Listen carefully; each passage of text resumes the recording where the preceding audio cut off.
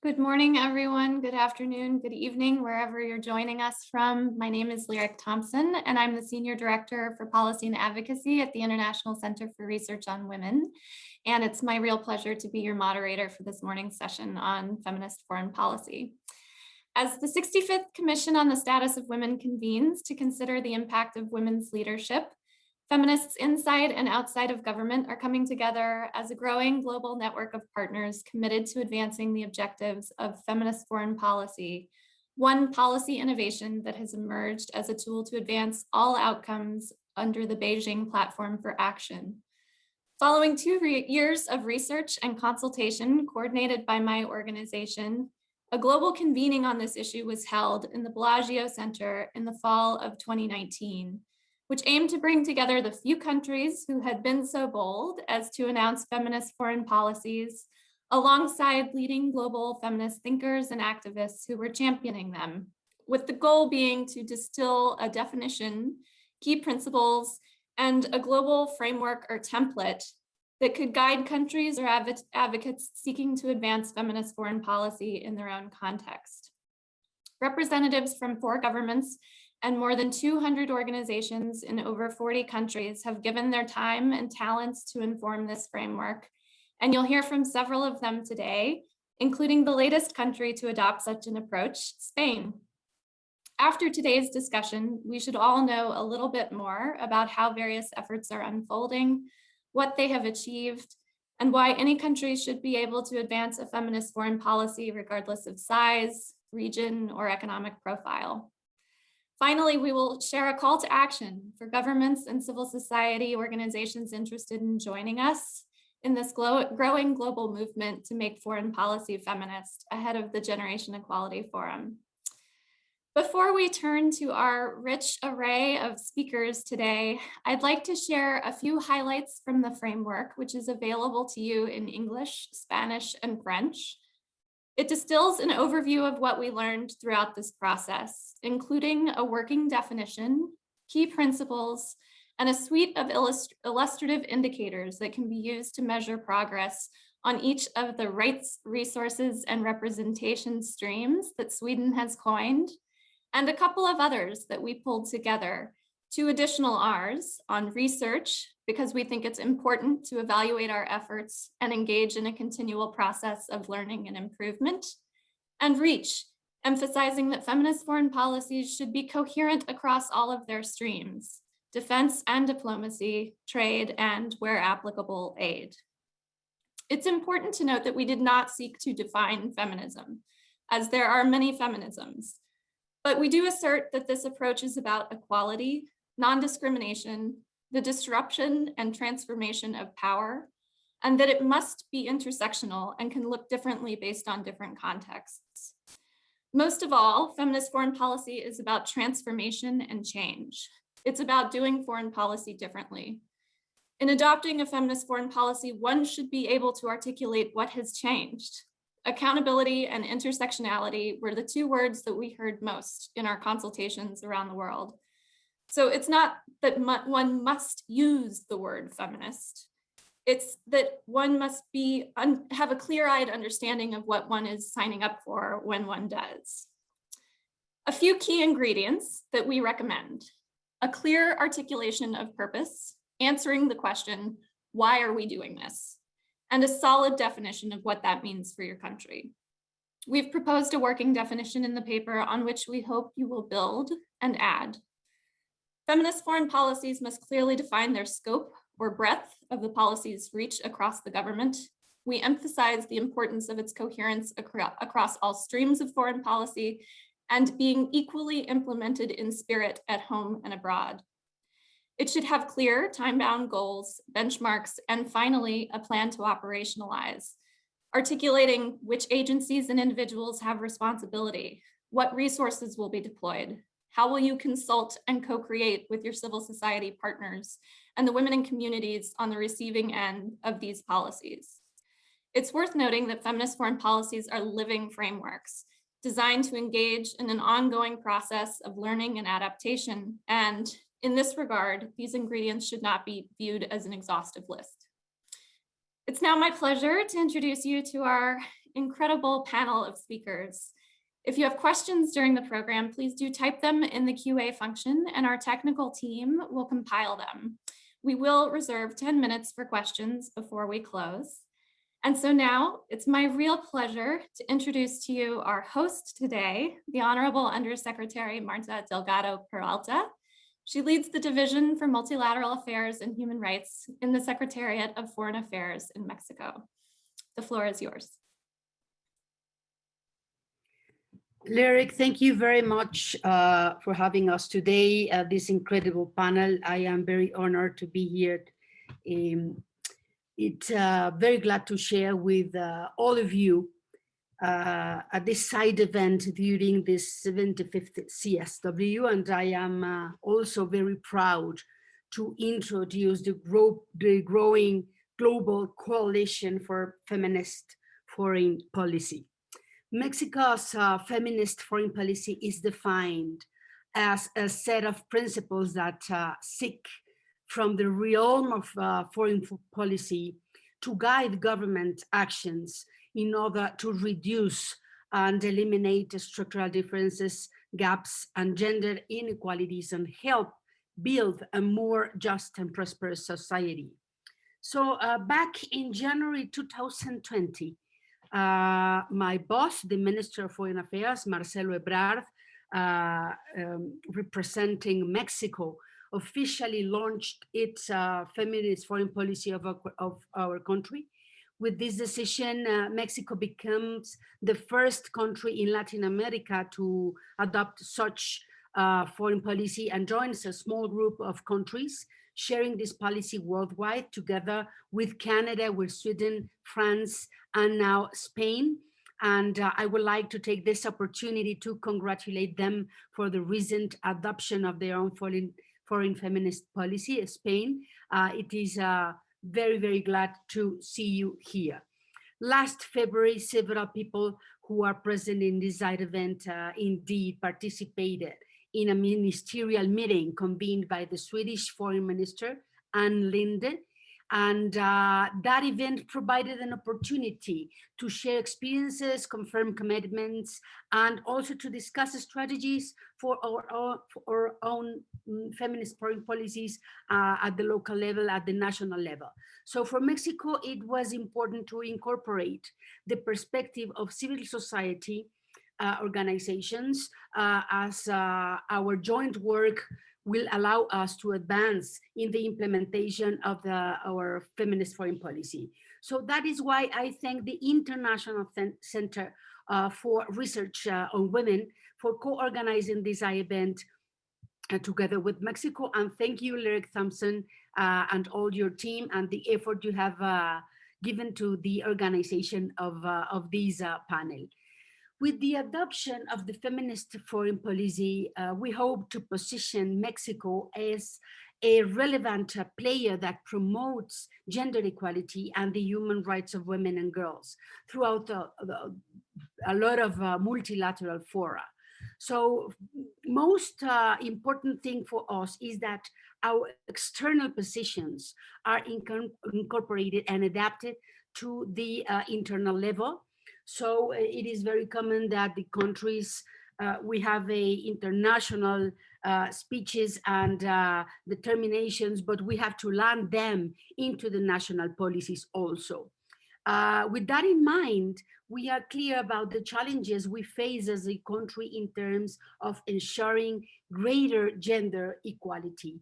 So the value of a feminist foreign policy is that contributes significantly to the country's national development. One of Mexico's priorities, of course, aligned with the Agenda 2030 is leave no one behind.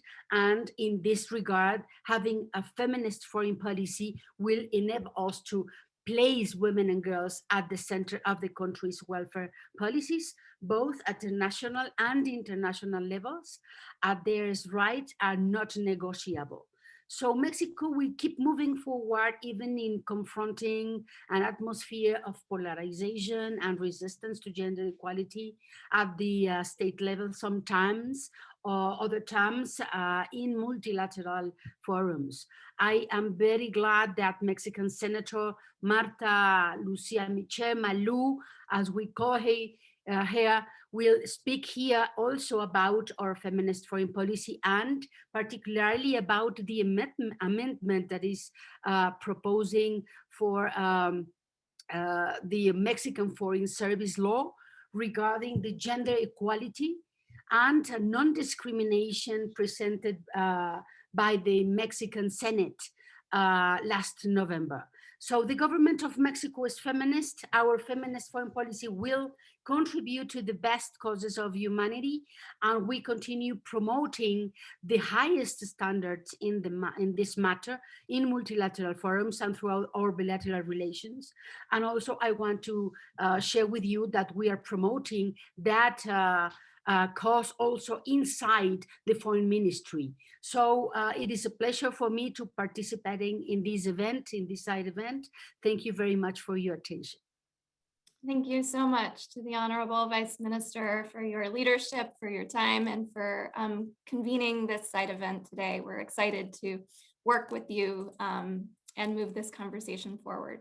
Now let's travel to Sweden, which is, of course, the mother of feminist foreign policy. We will hear now from Her Excellency Ambassador Anne Bernes, the Swedish Ambassador for Gender Equality and Coordinator of Feminist Foreign Policy. The floor is yours. Thank you so much. It's a pleasure to be among you, Excellencies, friends, colleagues.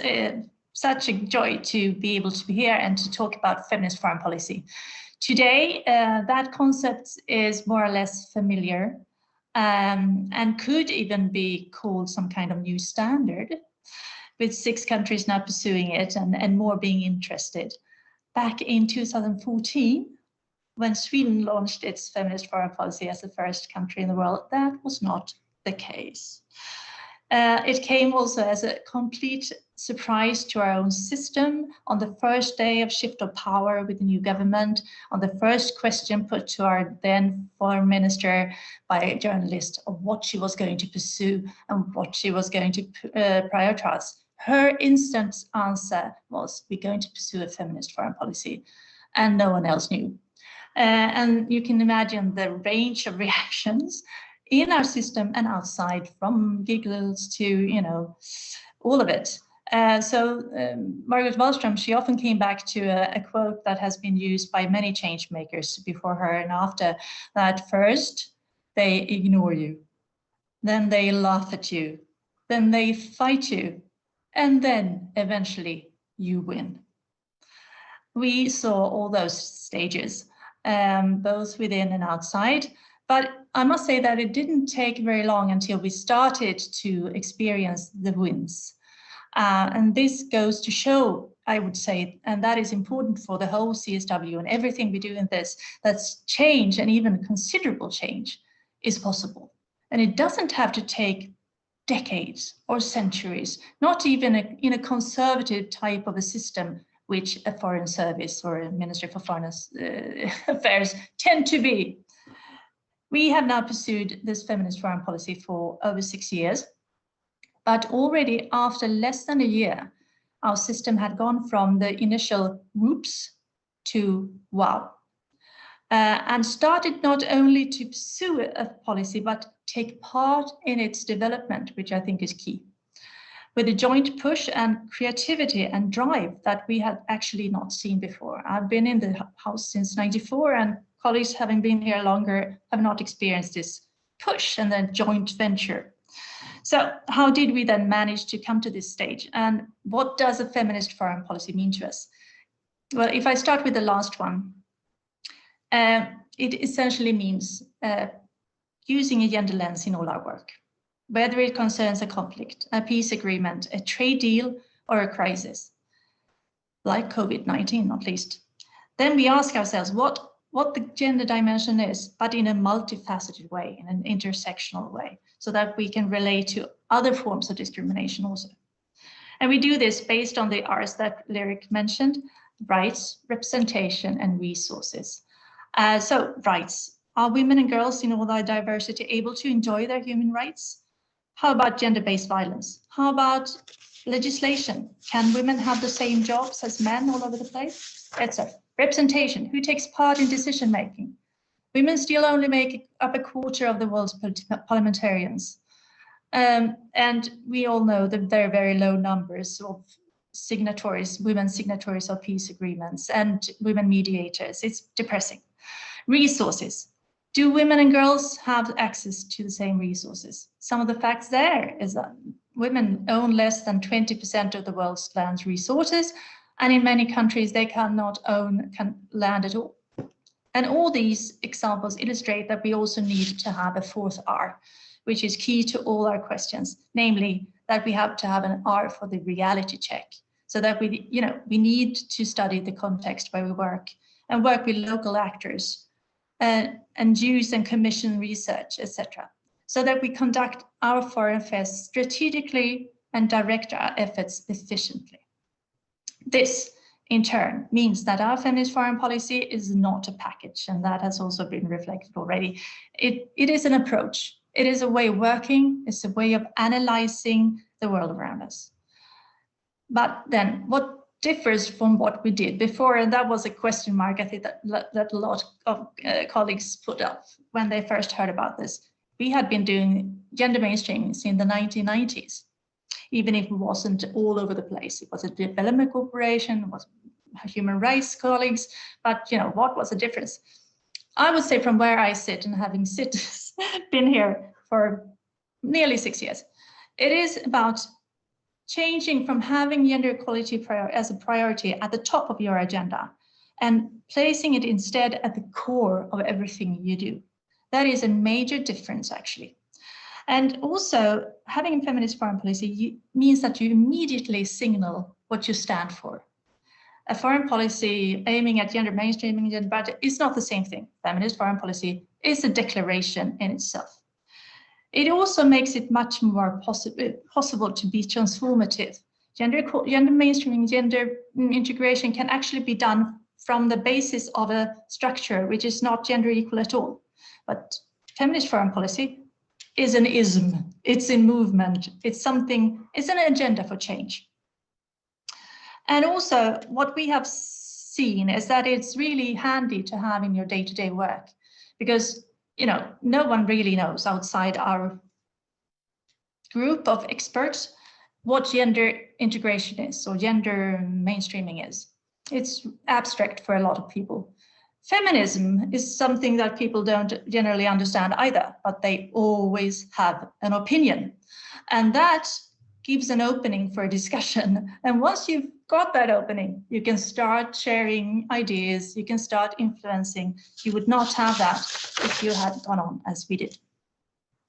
At the same time, it's important to approach every context in a way that makes it possible to make headway. And that has also been alluded to, which means that we need to be pragmatic, or at least we try to be, and humble, and not preach.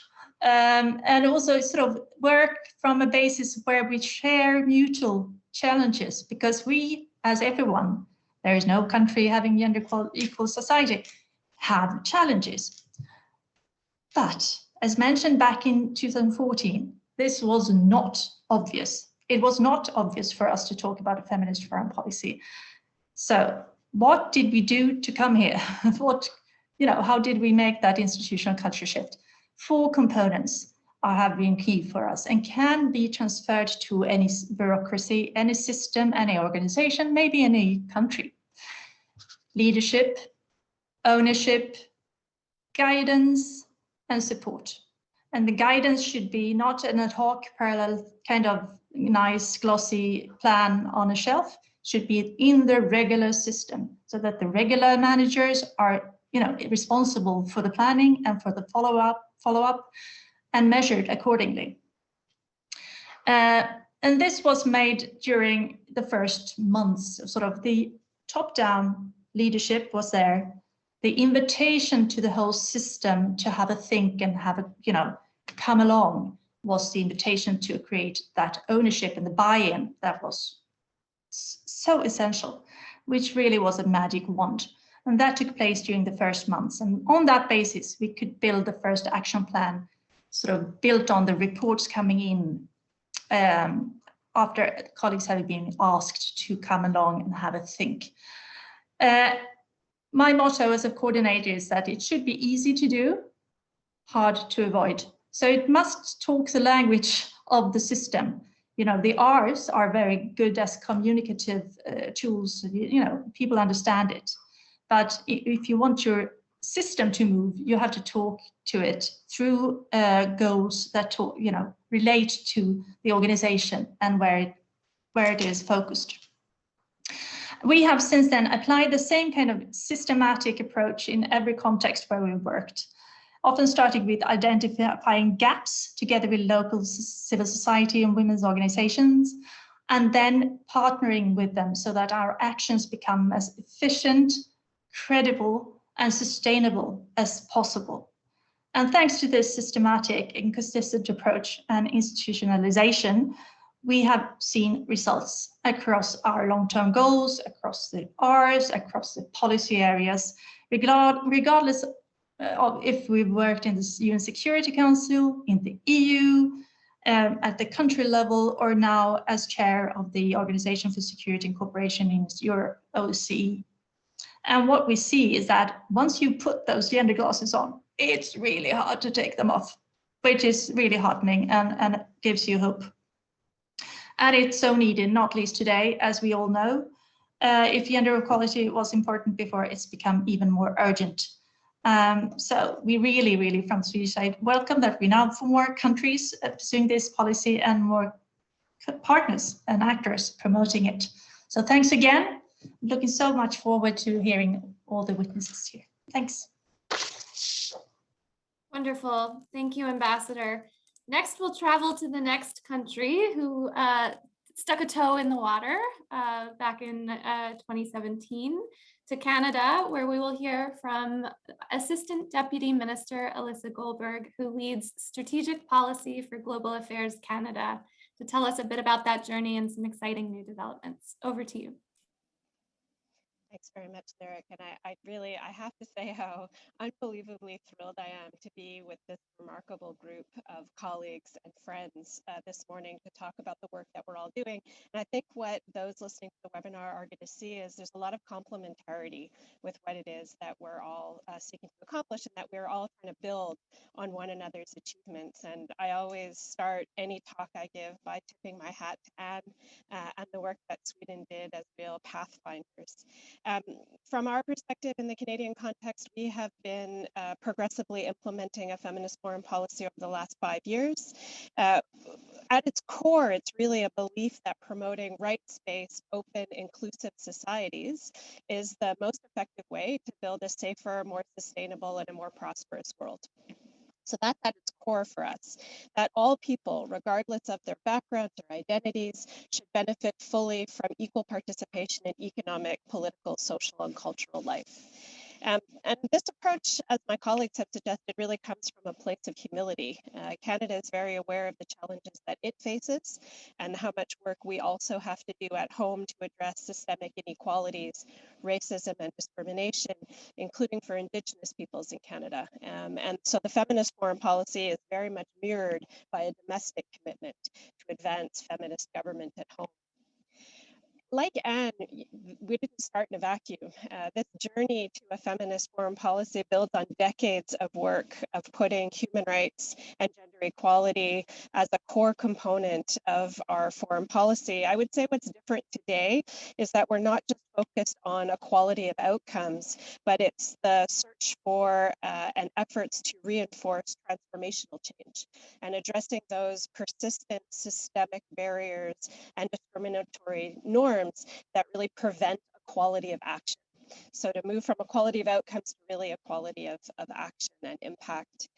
And in this way, the feminist foreign policy seeks to be inclusive, intersectional, transformative, and grounded in human rights. It tries to take into account compounding and intersecting forms of discrimination and exclusion, things like income, race, sexual orientation, gender expression, language, ability, and age. And this really requires that you do a systematic application of a gender-based plus analysis across all of your international policies and programs. And that really allows us also to be much more responsive to local circumstances and the needs of the countries and communities in which we're working, but also with whom we're collaborating with in global and other forums. It also helps us to avoid unintentional harm. There's nothing like the law of unintended consequences when you're pursuing this type of a foreign policy approach. I think one important objective in adopting this lens, as Anne put it, is to maximize the impact of its actions by addressing the root causes of inequalities, exclusion, and oppression.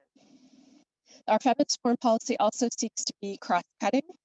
It's a whole of government effort to address interconnected drivers of human rights, gender equality, and inclusion. And so it applies across the suite of our diplomacy, our trade, our security development, and our consular services, for example. I think the last thing that I would say in terms of a kind of overall framing is that we also seek to be context sensitive and really focus on being based on partnerships, bearing in mind that whatever it is that we're trying to achieve in this space has to be informed by the perspectives and the voices of affected individuals. It has to be adapted and sensitive to local context, and it has to be based on inclusive partnerships. We have to pay attention, as Anne had suggested, to who is and who isn't at the table and why. And that has to be that lens that we're putting on our efforts.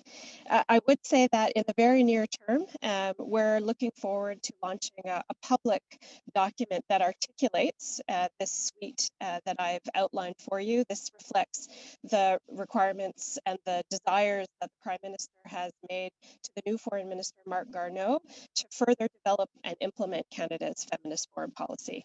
This paper is based on a series of extensive public consultations and engagements that we've undertaken with partners around the world, at home with civil society, and also through our embassies and our networks. And what we've heard resoundingly as a result of this consultation has been that we need to focus on an approach that's transformational, that's intersectional, and that also is coherent between our domestic and our international commitments. So what does this mean in practice? What I would say is that over the last 5 years, we have, as many of the colleagues know, implemented a series of sectoral policies and initiatives, whether that's our Feminist International Assistance Policy, whether that's our second National Action Plan on Women, Peace and Security, our Trade Diversification Strategy with its focus on inclusive trade, and our defense policy, Strong, Secure, and Engaged. So practically, for instance, in the context of a feminist international assistance policy, we've prioritized support, for instance, to feminist movements and women's rights organizations through initiatives like our Women's Voice and Leadership Program and with the Equality Fund. We've sought to contribute to women's economic empowerment, their health and well-being, including their sexual reproductive health and rights. Through the ELSI initiative on women in peace operations, we've been trying to lead efforts to really enhance the meaningful participation of women uniformed personnel in UN peacekeeping missions. We do that through technical assistance and training. We've collaborated very closely with colleagues in Zambia, Ghana, and Senegal. And just last week, we launched a new global campaign, #PeaceByHer, to recognize, support, and protect women peace builders.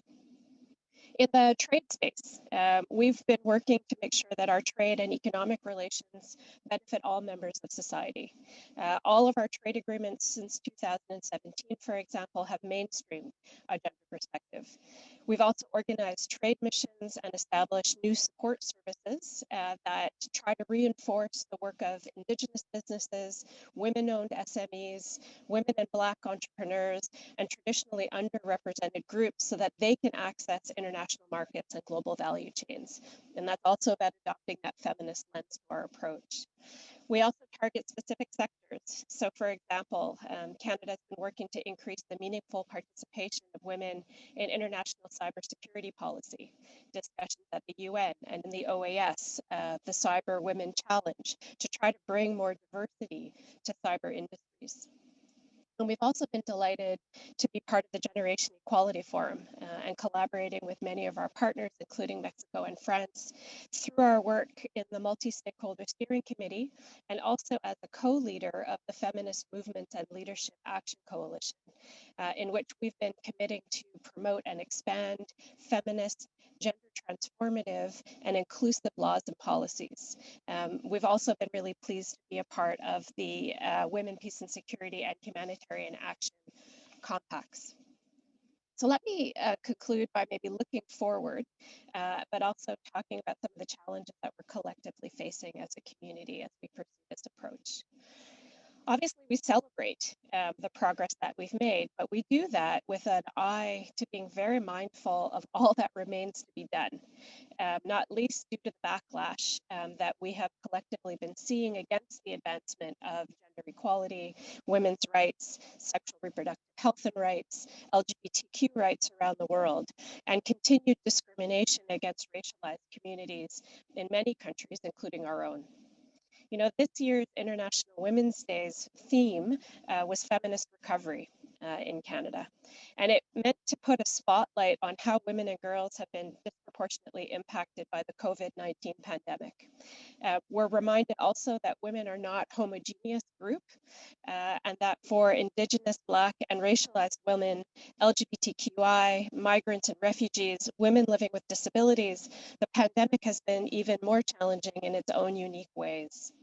It's threatened to roll back hard-fought gains that we've collectively been pursuing over the last several decades on social and economic policies, but it's also highlighted long overdue issues related to unrecognized and undervalued paid and unpaid care, which is a critical issue for our government.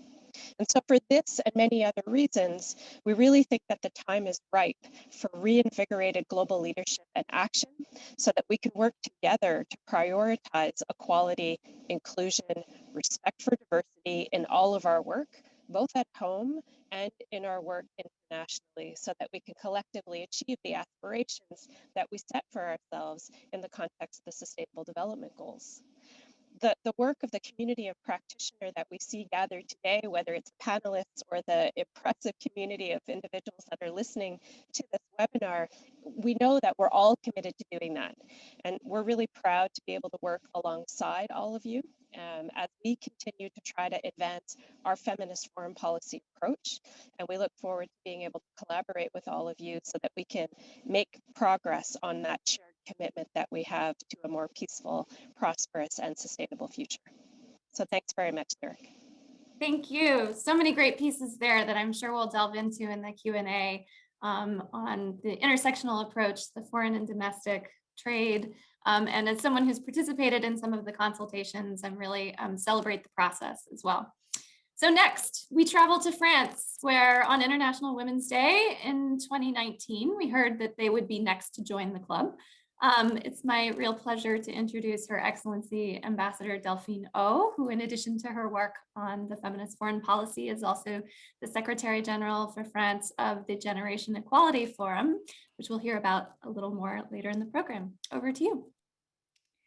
Thank you very much, Lyric, and thank you to ICRW in Mexico for organizing this event on feminist foreign policy at the CSW. I'm going to try to be brief. I'm going to share with you 3 features that I think are interesting in French feminist foreign policy, 2 of which are shared with our counterparts in forerunners of Sweden and Canada, and 1 of which I think is distinctive of France.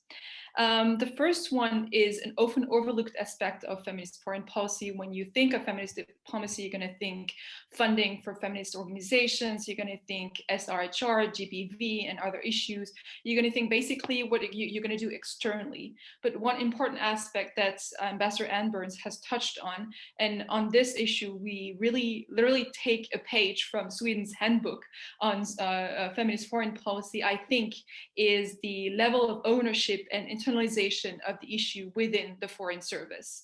You cannot be implementing a feminist foreign policy unless your foreign service across the board in the entire spectrum from the very top leadership up until, across all levels, feels like they are also moving the needle, that this is an important issue. It's their own issue and not something that has been imposed from the top. And when you say that feminist foreign policy is a transformative agenda, I always think how it's transformative of policies, but also of structures. And I think the first structure that you have to transform as a ministry, as a government, is your own structure, very obviously, which is your foreign service, which actually implements feminist foreign policy abroad.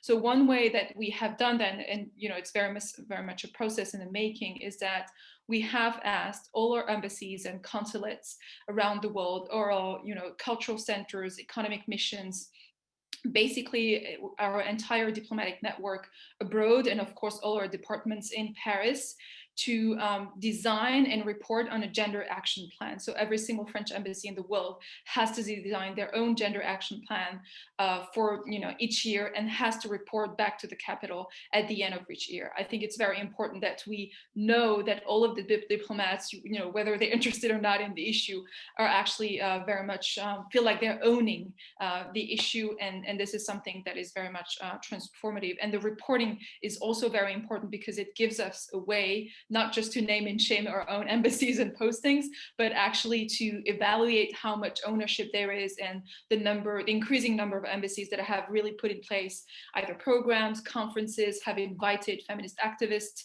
around the ambassador, maybe female or male, webinars, how much funding they've given locally to grassroots feminist organizations, and so on. And this is, I can see, I've been here in the job for 1.5 years, so much less than Anne Bernes, but I can see how this really, really is changing things from the inside, and how people and diplomats at every level are by the day even more involved in the feminist foreign policy. The second one is also very similar to what Canada and Sweden are doing, is besides policies and funding and programs and everything, it's just to use every occasion, every opportunity, every fora, every platform that France is on, and as one of the P5, one of the members of the UN Security Council, we happen to be sort of a leader and a member in many organizations and structures and fora to advocate for gender equality. This is obviously what we do as the only country with a feminist foreign policy who is also a permanent member of the UN Security Council, another country with Canada who sits on the G7, another country with Canada and Mexico who sits on the G20. I'm also thinking about the Human Rights Council in Geneva, of which we were an elected member this year, and for which we actually we run on a platform for which there were 3 main pillars, and one of them was gender equality in our candidacy to the Human Rights Council. So whenever we hold a pen for a resolution, whenever we're an active member, we sit on the board, we try to always mainstream gender equality and put it at the center, even if it may seem from the outside that the issue at stake is far from far-fetched or far from gender equality. But what we know as feminists is that gender equality sort of intersects with every single issue.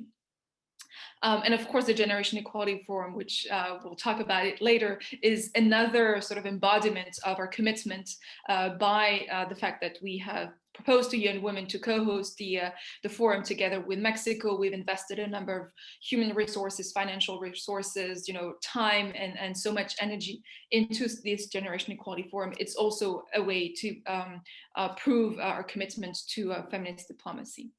And then the third distinctive feature that I think is unique to France so far is that we do have an independent agency reporting and monitoring and evaluating our feminist diplomacy every year.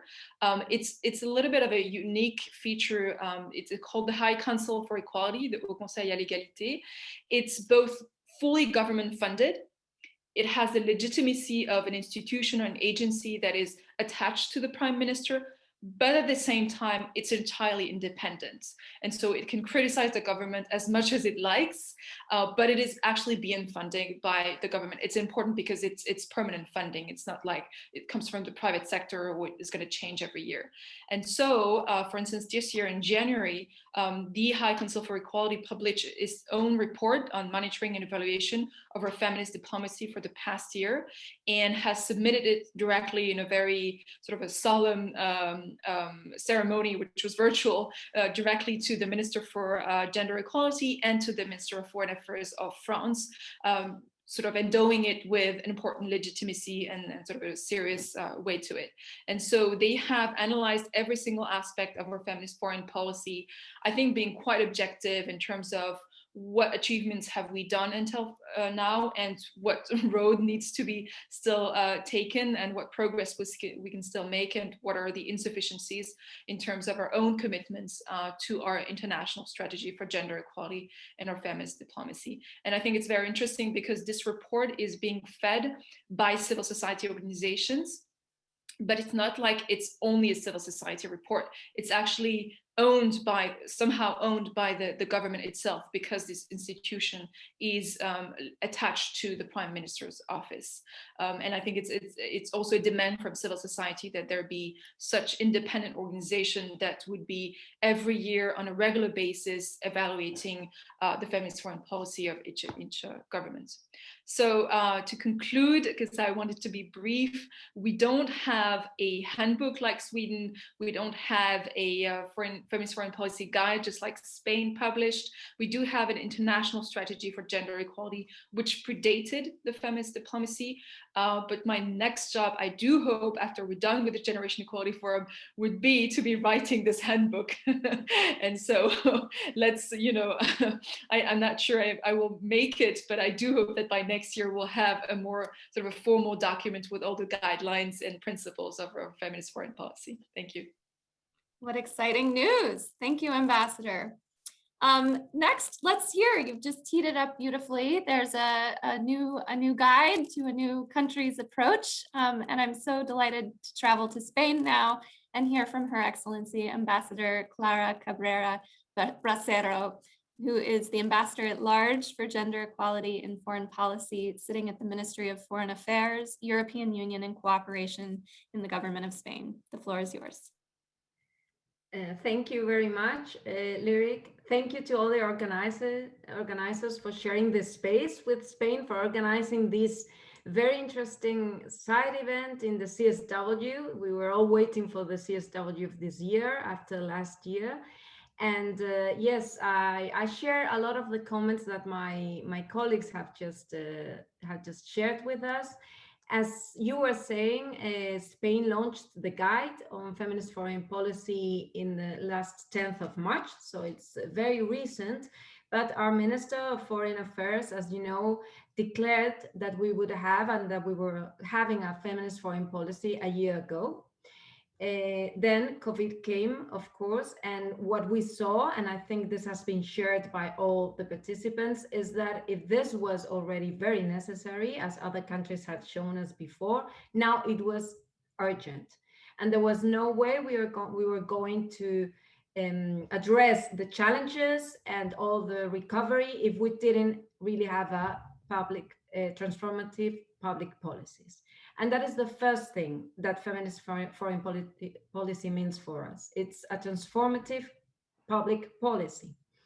And so in the launch, I would like to pick up on what Ambassador Anne Bernes said, how feminist foreign policy what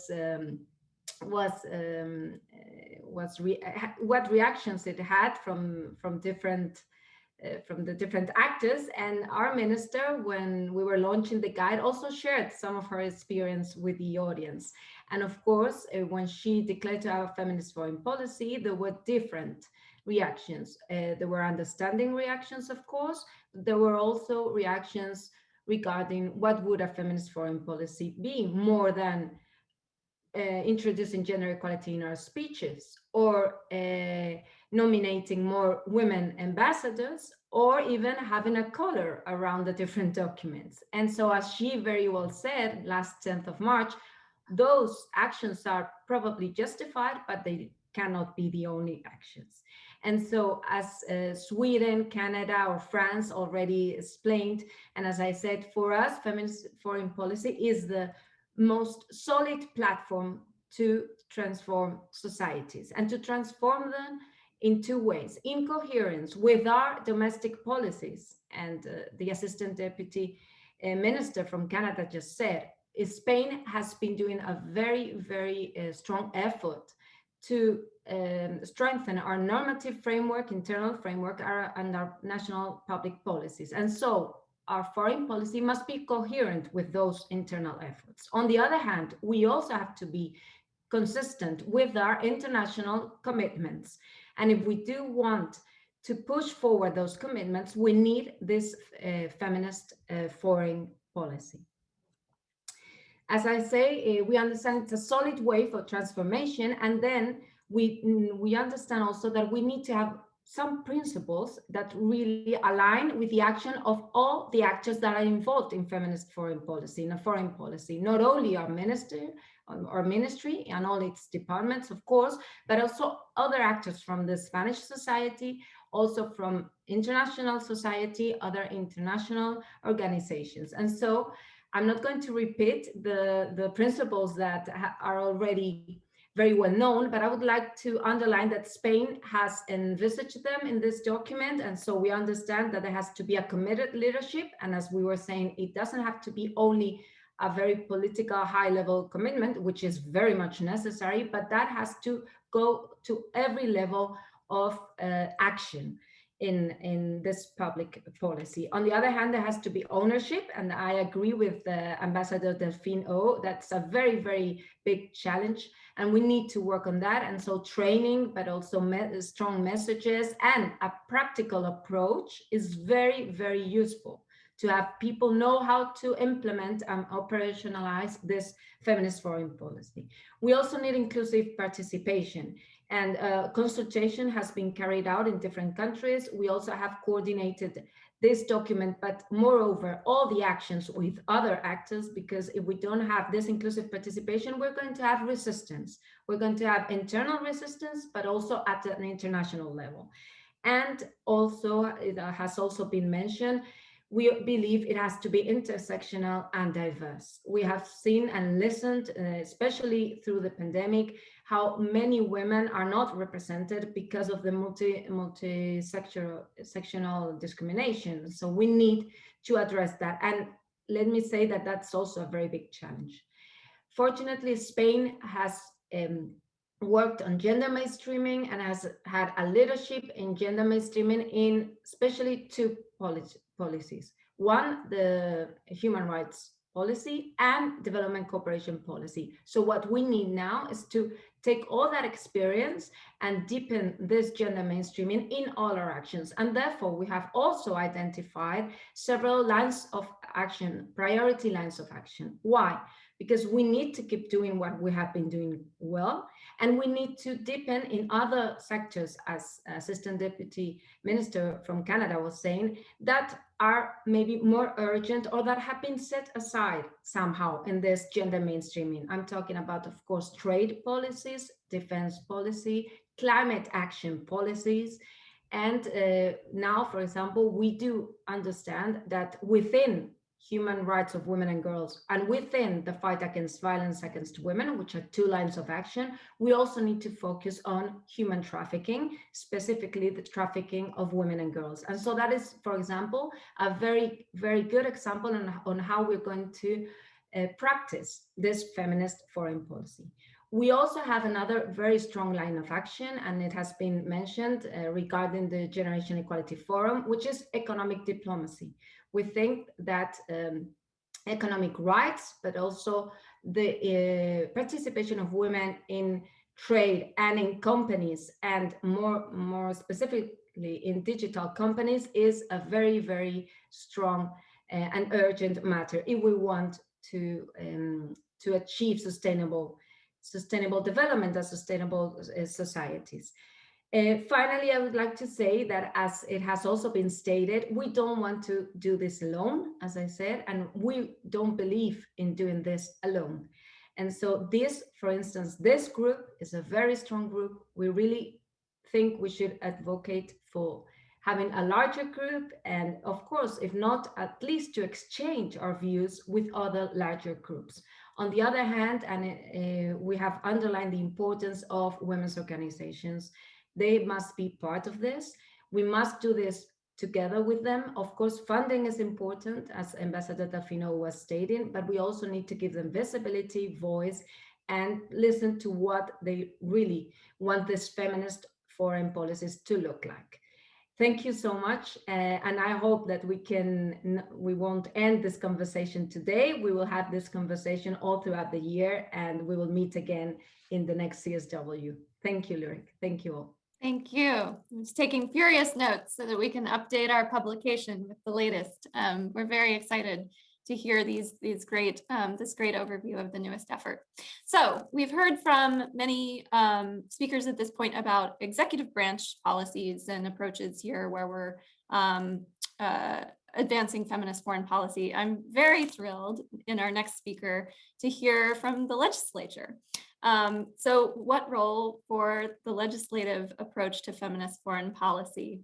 Let's go back to Mexico, where we will hear from the Honorable Senator Marta Lucia Meacher, who will tell us about her work. The floor is yours.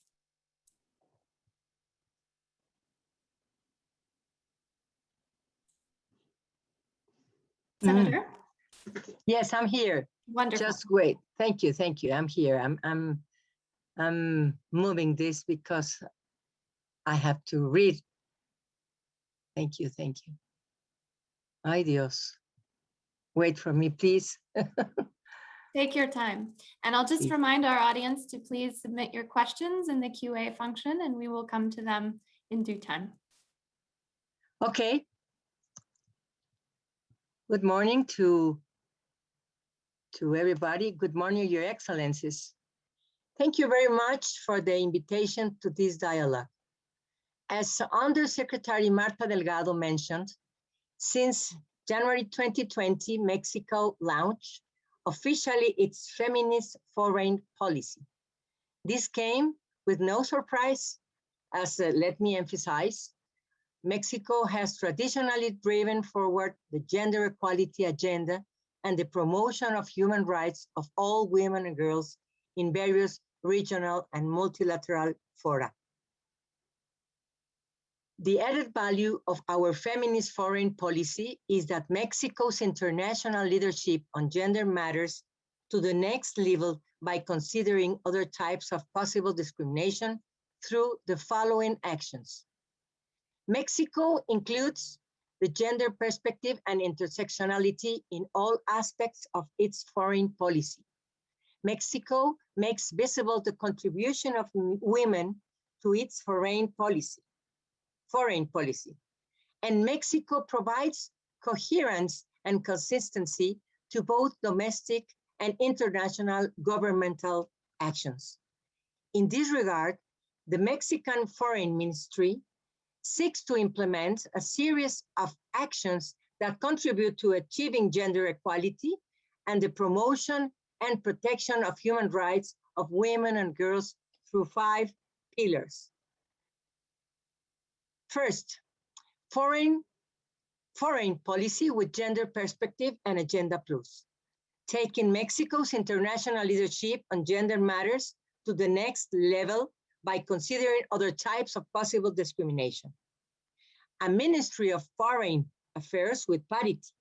This includes organizational reforms that aim to achieve an equalitarian working environment. A Ministry of Foreign Affairs gender-based violence-free, bolding collective actions for combating gender violence in our working environment. Feminist leadership can be seen, making visible all the women contributions to Mexico's foreign policy. Intersectional feminist approach to all foreign policy action, which is complementary to all foreign policy actions. Concerning the external aspects of Mexico's feminist foreign policy, our country has already started to take concrete steps toward our commitment to gender equality at domestic and international level. With this progressive agenda in mind, the Senate had to act accordingly. Thus, the Senate started to work together on the framework of feminist foreign policy. A group of senators proposed a comprehensive amendment on gender equality and non-discrimination to the Mexican Foreign Service Law in order to have a professional career service based on the principles of human rights, gender parity, and equality and non-discrimination. In order to break the gender gap, we are making our best efforts to break the ceiling glasses and remove the sticky floors. Firstly, the incoming generation of young diplomats was integrated 50% by women and 50% by men. Secondly, we are going to include career development reforms so the next ambassador can raise to the highest level, as Ambassador Socorro Flores Liera did last week, joining the International Criminal Court as judge. She's the first Mexican woman judge in the court, and we are expecting not the last. The Senate will stay vigilant to maintain a 50-50 proportion as part of its responsibility to confirm the election and naming of ambassadors. Now we must encourage the inclusion of other topics in the law. For example, inclusive language, roles of foreign service personnel, promotion processes, balance of professional and family life, attention to gender-based violence, and intersectionality. For Mexico and for me, it's an honor to share this amendment with allied countries, NGOs, and international organizations. The participation of women in all areas of political and public life is a key component in achieving gender equality, and its participation in foreign policy is relevant to build a democratic society. Mexico will continue to place women and girls at the center of its international activity, as their rights are not negotiable. We will not take steps back despite the atmosphere of polarization and resistance to gender equality at the state level and in multilateral fora. Gender equality is a good of humanity, a human right, and a condition for a peaceful, prosperous, sustainable, and egalitarian future. Mexico will co-host the Gender Equality Forum in few weeks, together with France, UN Women, and in partnership with civil society and youth.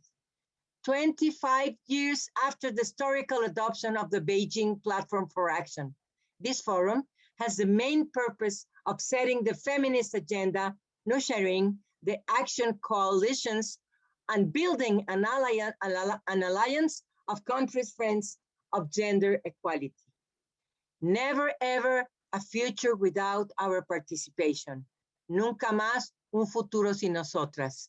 A feminist foreign policy is an essential contribution to reach the longed for substantive equality. Una política exterior feminista es una contribución indispensable para alcanzar la tan anhelada igualdad sustantiva. Thank you very much. Muchas gracias. Muchísimas gracias. Thank you so much.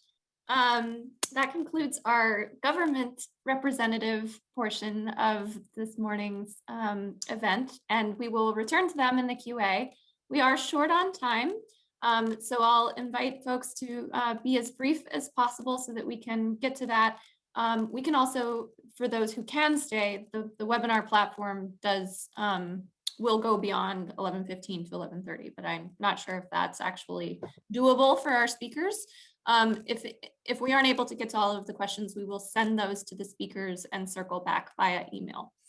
So thank you so much to our esteemed excellencies and honorable guests from the various governments that you've just heard from, and hopefully we'll hear more from in the QA. It's my real pleasure now to turn to the civil society portion of the program, where we have some of our founding mothers here who have helped to create this framework and a number of wonderful ideas and tangible recommendations. First, María, ¿cuánto tiempo hice? ¿Me mediste? I'm so sorry, Senator, but we do need to ask you to mute. Thank you. No worries, no worries. It's the Zoom reality that we all live in. So it's my real pleasure to introduce a friend and colleague, Memory Kachambwa, who of course is the Executive Director of the African Women's Development and Communication Network, which most of us know better as FemNet, who will give us some perspectives from the continent about African feminist visions for foreign policy. The floor is yours. Thank you so much, Lyric, and it's so great to have the excellencies who have been part of this global feminist framework for feminist foreign policy. I think when it started this journey, it's almost 2 years now from the Bellagio, and coming from the African continent, I think let me just start by debunking one of the really misunderstood myths that feminism is imported into the continent. So what we have is the African Feminist Charter on feminist principles. And it's very clear that in this charter, it really outlines that the current struggles of African feminists are really linked to their past in terms of looking at the colonial past, the context around slavery, around colonialism, around neo-colonialism, and these actually inform most of the responses and also how African feminists have been there, and they have done a lot of work in terms of really being part of strategizing, of organizing, of researching and analyzing, marching and protesting for land rights and for a lot of things on climate justice, on women's economic empowerment. So I think I just thought I would really start by saying a vision, African feminist vision for foreign policy is to really situate and to really acknowledge that feminism is not foreign to the continent, but we also have instruments such as the Maputo Protocol, which is one of the most progressive and binding instruments in the continent, but also globally, which has now been ratified by 42 African countries, but with very progressive language and very progressive statutes that can actually influence foreign policy. On the continent, I think it's also important to know that with the 55 African countries, having an instrument, a foreign policy means that each country, each of the 55 countries needs to develop each, but if there is a guide and a framework, then it makes it much easier for monitoring, but also for advancing a very progressive feminist agenda. And it's also important to, I think, to know that the reason why we should really be pushing for a feminist foreign policy and the vision for African feminists is because we know that some of the approaches, you know, whilst feminism really went in, some of them stopped at the door, but feminism really went in. It looks at issues around power, it looks at issues around systems and structures. And I think this is really outlined in the African Feminist Charter that I referred to in the beginning. I just want to maybe just 3 things. What is important is to look at the demography of the continent. When we see that Africa is estimated to have 1.334 billion as of 2020, and it's estimated that the African population is the fastest growing population. In the next 2 decades, sub-Saharan Africa will be the youngest in the world, and 52% of that is estimated to be women. So it's important that any policy that looks at issues to do in terms of overcoming poverty, issues that have to do with the militarization, issues to do with violence against women, really has a feminist approach, which goes above a gender approach, because we've seen how the gender agenda has also been what we call captured in a way and really neutralized. So we need to start having a vision which really looks at debunking some of the power issues and really addressing the issues around the continent, issues to do with extractivism, issues to do with neocolonialism, like I mentioned, the privatization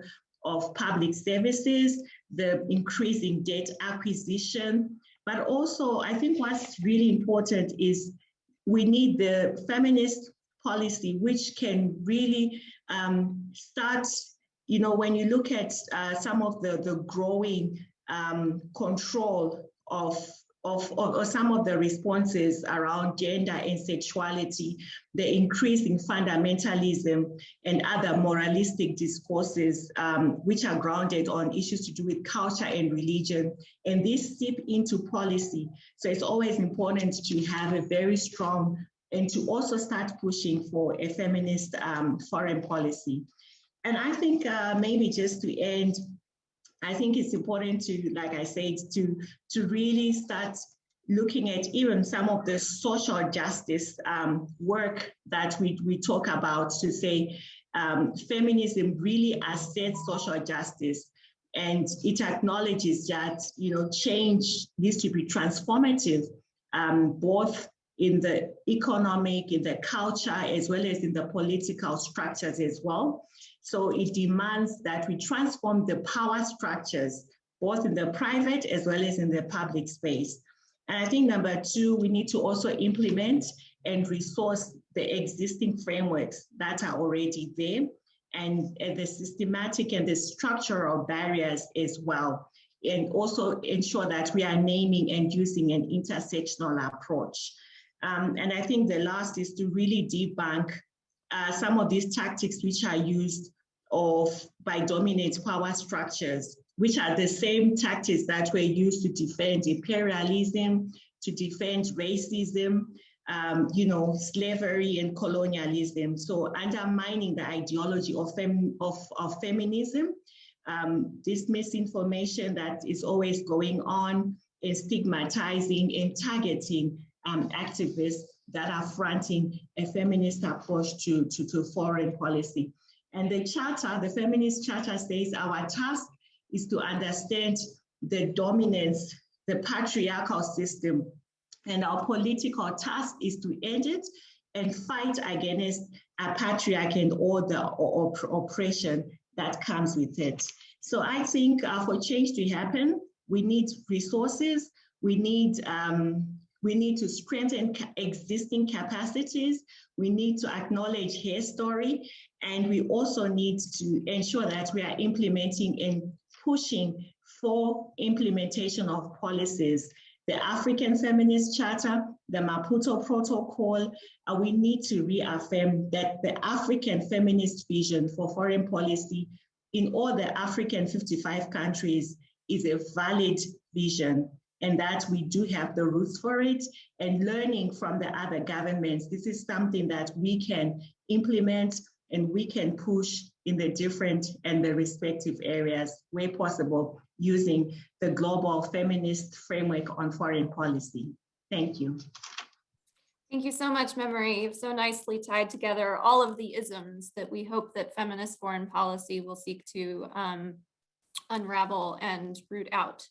It's my real pleasure to turn next to Bridget Bernes, who is the director of the Women's Environment and Development Organization, or WEDO, who will tell us a little bit about her work to ensure that feminist foreign policy responds to the climate crisis, which of course is top of mind for many of us. Bridget. Thank you, Lyric, and thank you so much to Memory and all of the other speakers as well, particularly Memory for laying out really strong cross-cutting principles of a vision of what feminism is in terms of how it must inform feminist foreign policy, and trying to really recognize the time and be brief. For an organization like WEDO, which works within movements that have always seen the deep need to be systemic intersectional feminists and understand that we can't have gender equality on without a livable planet, that we need to be promoting peace, health, and justice in order to achieve the broader goals that we have. And so climate policy has been and always will be foreign policy, and foreign policy will always be climate policy, just as gender justice is climate justice. I don't think it will be news to many folks who are engaging in the CSW that gender, race, and class are determinants across the numerous economic and health impacts of environmental degradation, increasing disasters, pollution, and violence, really, from extractive industries that drive climate change, and that women, in particularly grassroots and Indigenous women, are leading radical solutions centered on economies of care and regeneration that should be centered in what we see as climate action. And certainly we are seeing progress, particularly in areas of global environment and climate policy, often led by many of the countries here who have identified and said that they have feminist foreign policies, who've championed gender as a key aspect to these environmental policies. We have explicit commitments to gender equality, human rights, and the rights of Indigenous peoples in the Paris Climate Accord, for example. We have gender policies across all major climate financing mechanisms, and we have gender champions working across issues of biodiversity, desertification, and disasters, which, as an organization who's worked in those spaces for decades, is certainly progress from having to push even the door open to understanding why gender should be considered in these spaces at all. But we are still seeing a huge gap between the recognition we're seeing in policy development and actual implementation. And a lot of this work of gender mainstreaming is still not being centered as the core work of a government. I was really struck by Ambassador Bernes' discussion of the difference, the shift of when you moved it from a top point of your policymaking to actually core to the work that you're doing. And I think why we have chosen as an organization to be in struggle with countries who are trying to discern and develop feminist foreign policy is that the intentionality in building out agendas grounded in feminist principles allows for a deeply important conversation, that this is really, again, another door opening for a conversation and accountability around the inadequacy, frankly, of efforts so far to deliver on gender equality, because they are often delinked from systemic root causes, whether that is trade, corporate power, intellectual destruction, militarism, or being delinked from principles that ensure policies are explicitly anti-racist and anti-colonial, as Memory so articulated as well, and what that vision looks like. And so, feminist foreign policy in this way has the potential to be a powerful framework to seek transformation of power structures, relations, and governance that prioritize the well-being of all people. And we go back to, it might be a really simple phrase, and you might have heard me on other calls say it before, but we're constantly guided by a comment that one of our co-founders, Bella Abzug, said, that women do not want to simply be mainstreamed into a polluted stream. Women are changing the stream, making it clean and green and safe for all, every gender, race, creed, sexual orientation, age, and ability. And so to not be caught up in what does this feminist foreign policy mean for us, it is about using that focus of shifting the stream, of shifting the systems, of understanding that again, quoting Ambassador Bernes, I really loved the idea that this is an approach, that it's constantly moving, and that it requires us to really think about the framing of global solidarity, and think about the framing of systems change. And so just in closing, in terms of where we as activists see this real opportunity, I think it opens the door. It's the questions that it opens when a country says, we have put in place a feminist foreign policy, or we're working towards that, of what does it mean? How do we move beyond ticking the box, counting the numbers, and gender mainstreaming that I think has frustrated so many who work in this area? How do you develop policy in a truly feminist way? And really fundamentally, what does accountability look like? So I'll leave it at that, but I think that's where we see the real opportunity in this work. Thank you so much, Bridget. And you're hitting on a lot of the themes actually that we're seeing coming in the question and answer.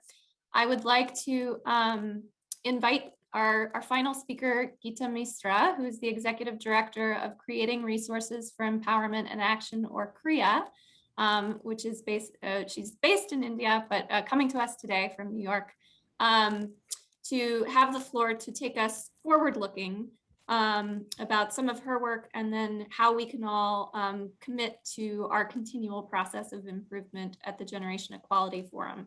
I invite everyone who can to stay until 11:30 as we do have the line. I understand some of our speakers may need to leave. I'll invite everyone to come on video. We do have some questions.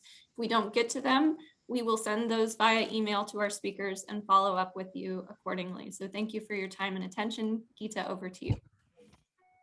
Thanks, Lyric, and pleasure to be here with everyone. My comments will be in two parts. One, like, why do we need, or why are we a coalition network, whatever we call ourselves, for feminist foreign policy? And a second part, which is about linking the Gender Equality Forum with the action coalitions that are very active leading to the GEF. So we are here obviously to show our support and make a global call to action for commitments to feminist foreign policy. We obviously want states to commit to working together to truly bring a vision of feminist foreign policy to fruition, because we know no country is an island, and certainly no person is.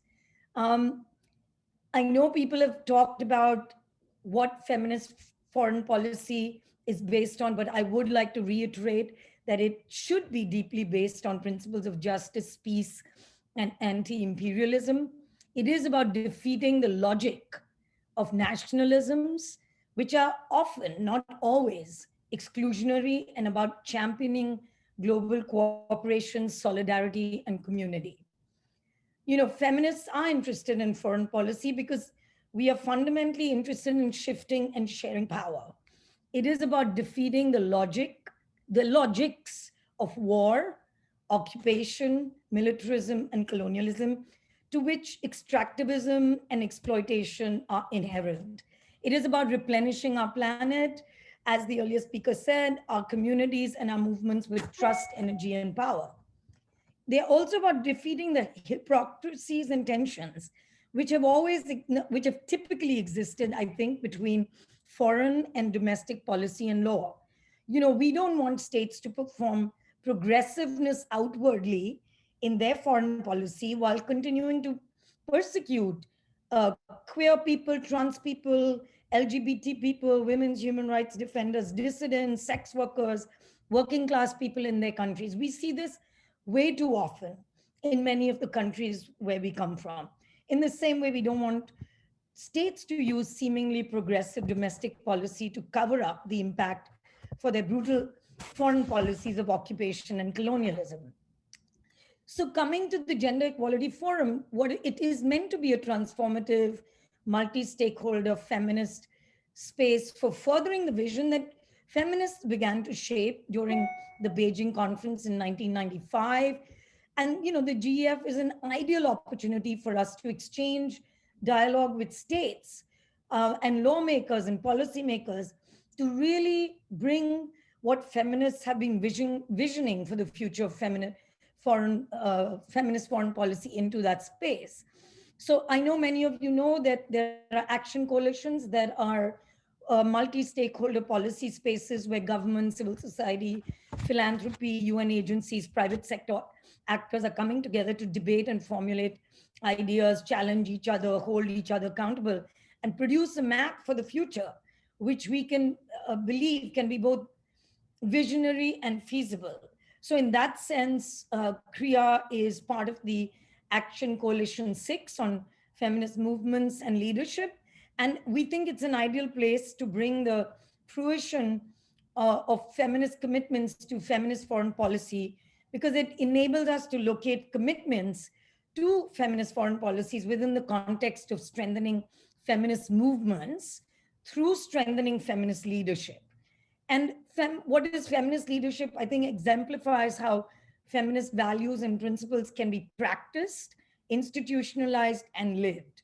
With accountability and power sharing as its twin cores, feminist leadership provides us with a framework which we can transcend the traditional paradigm of women's representation, in quotes, which has for so long left many women and trans people out. A feminist leadership framework gives us a way to imagine how feminist foreign policy can be formed by feminist leaders of diverse ages, identities, from different places and locations. So the Action Coalition 6 on feminist movement and leadership has strongly advocated for feminist foreign policy to be a key policy priority, and we have drafted a priority action around it and other forms of feminist policy making. Within the Action Coalition 6, it was really important to ensure that we highlight strongly in our priority actions that we want states to commit to enabling and promoting feminist leadership in all decision-making spaces, as well as ensuring that all women, girls, and trans people can enjoy the benefits of feminist policies, including feminist foreign policy. So what we want new voices, we welcome new voices that will embolden the feminist foreign policy agenda, because we know new voices make us stronger. The more diverse women and people are able to advocate for human rights, the more we advance our collective vision for our world and our shared dreams for our future. We need more young people, including trans youth, more disabled women, lesbian, queer, bisexual women, sex workers, indigenous women, and people to actively shape the agenda on climate and economic justice, and also on defending civic space and democracy, and on advancing human rights everywhere. And I think that is how we will get there. Thank you so much. Thank you so much, Geeta. It's very exciting to have a very concrete opportunity to continue to further refine and advance this work coming up in the Generation Equality Forum. And we thank you for your work on feminist leadership and movements, which I very much commend to our audience. I'd like to invite all of our speakers to have your camera on if you haven't already. We're now going to go to the question and answer portion of the session for 10 minutes. And we have many questions, several of which I've attempted to bundle together with thanks to the technical team who's been going through those on the back end. First, for our hosts in Mexico, we have a number of questions about the Mexican feminist foreign policy, including your process for civil society consultation, as well as how the Mexican feminist foreign policy, as well as the National Action Plan on Women, Peace, and Security can be used in Mexico to address increasing levels of gender-based violence and femicide. We have one also specifically for you, Ambassador O, about the French independent agency, which is what guidelines they're reporting on in the feminist foreign policy, and how civil society is involved there. And then general question for all countries and activists on accountability measures, and if there's any specific examples of how that's been used to sort of troubleshoot and ensure that you're having the kind of impact that your policy seeks to address. So let's go to, would someone from the Mexican delegation, Senator, would you like to take that first question? I think we've lost the Vice Minister, yes, just scrolling. Senator, over to you. Okay, let me, thank you for the questions. And thank you for your guidance. You are making a good job. Congratulations, Lyric. Well, we partnered together with ICRW and few international meetings with diverse stakeholders to develop Mexico's FFP. Nowadays, we are working together with academics and universities at national level, and we have a change with some international as Harvard University last autumn. That's one of our jobs. Thank you. Wonderful, thank you. Ambassador O, would you like to take the question for you? Sure. So I posted in the chat box the link to the website for the High Council for Equality. Unfortunately, I just realized I don't have an English version of the website, but everything is in French. So this organization, the structure is very interesting. It was set up in 2013 by a decree by the president, but then it was actually integrated in the law on parity of 2017. So its very existence is enshrined in the law as an independent agency, but funded and supported by the government. So it's not something that can be changed or cancelled or dismissed by other governments because it's in the law. So this structure is put in place to monitor and evaluate the entire spectrum of the government's public policies related to gender equality, not just the Ministry of Foreign Affairs or the Ministry of Gender Equality, but all ministries, for instance, also for environment, for economy, finance, and other issues. And among this spectrum, so they publish regular reports on also the state of sexism in France, on discriminations, and on inequalities in the professional world, and so on. And so they have taken upon themselves, when the French government announced its feminist foreign policy, that they will also evaluate and monitor our FPP. So nobody really asked them to do so. It's their own job to really decide what they want to do, independently from what the government may ask them to do or not to do. So that's why they're really independent. And again, the funding it's inscribed in the law. That's why it cannot be withdrawn from such and such government, depending on the partisan approach or something else. And I do hope that in future they will have English versions of the reports. That's wonderful. Would anyone like to take the question on specific accountability measures? Oh, I'm sorry, Assistant Deputy Minister Alyssa Goldberg. Yes, to you. Hi there. No, in fact, I was going to try to touch on that question that you just posed. So, I mean, we don't have a lot of time, so I'll just flag a couple of things. I think one thing that we've certainly tried to do in the organization is we have developed a feminist evaluation techniques and evaluation processes. And so all of our international actions, when we're doing evaluations, we look at through that new feminist methodology for evaluation that we have developed and that we've been sharing with international colleagues as well. So that's one vehicle by which we're looking across at all of our international actions and activities. Second is reporting to Parliament. So we have a requirement to report to Parliament on a regular basis, both with respect to our overall feminist international assistance policy, but then on each of the sectoral pieces, they're covered as part of our annual reporting to Parliament. And, you know, a third piece of it is follow the money, which is to say that we've got gender-based budgeting through our federal budget process. And so any initiatives that we would wish to seek new resources for from the Department of Finance has to have a GBA plus analysis to it.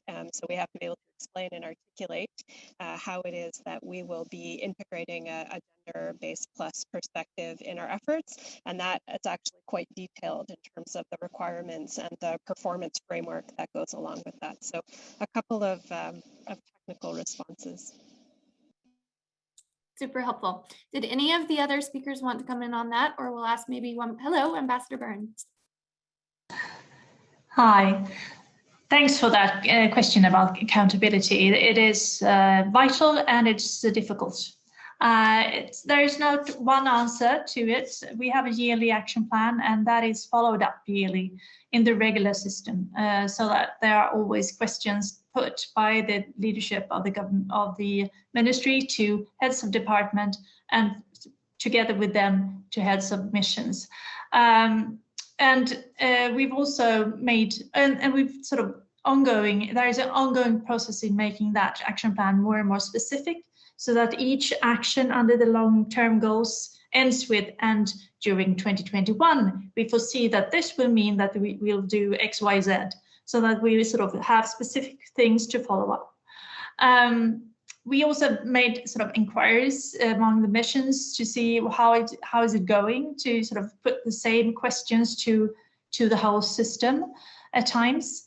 And we also we don't try to make the action plan for the feminist foreign policy try to take over structures and follow-up systems that are already there, like the National Action Plan for Women, Peace and Security, which is much more detailed. That is still there and still being sort of in machinery. So we try to work through the sort of all the targeted system.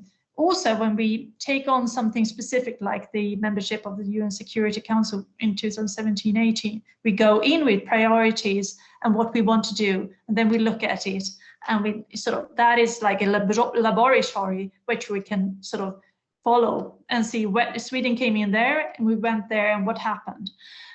We also reporting to Parliament overall, but also when it comes to these specific efforts like the UN Security Council time.